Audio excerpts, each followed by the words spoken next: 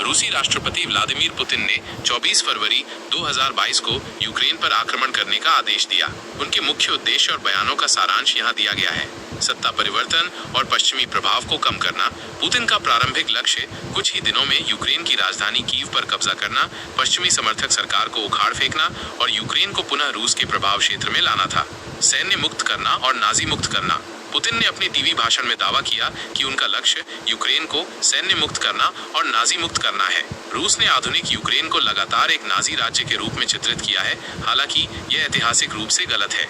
रूसी भाषियों की सुरक्षा। पुतिन ने कहा कि पूर्वी डोनबास क्षेत्र के लोगों, जिनमें से कई रूसी भाषी हैं, को कीव शासन से सुरक्षा की आवश्यकता है। रूस ने आक्रमण से ठीक पहले इन विद्रोही राज्यों, जो रूस समर्थक छद्म बलों द्वारा नियंत्रित थे, को स्वतंत्र के रूप में मान्यता दी थी। यूक्रेन को तटस्थ बनाना। पुतिन ने यह भी उद्देश्य बताया कि यूक्रेन तटस्थ रहे। उन्होंने पश्चिमी रक्षात्मक गठबंधन नाटो पर आरोप लगाया कि वह यूक्रेन में पैर जमाने की कोशिश कर रहा है, ताकि वो अपने सैनिकों को रूस की सीमाओं के करीब ला सके। यूक्रेन के अस्तित्व पर सवाल। पुतिन लंबे समय से यूक्रेन के अस्तित्व के अधिकार पर सवाल उठाते रहे हैं। उन्होंने दावा किया है कि आधुनिक यूक्रेन पूरी तरह से रूस द्वारा बनाया गया था 1917 की साम्यवादी क्रांति के बाद।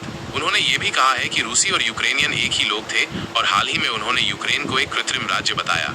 कई विश्लेषकों का मानना है कि इन टिप्पणियों से पता चलता है कि आक्रमण का वास्तविक लक्ष्य यूक्रेन राज्य को मिटाना था और यूक्रेनी पहचान और संस्कृति को रूसी पहचान में विलीन करना था। रूसी सरकारी समाचार एजेंसी रिया ने भी कहा था कि नाजीवाद से मुक्ति अनिवार्य रूप से यूक्रेनवाद से मुक्ति है, जो इस विचार को और पुष्ट करता है।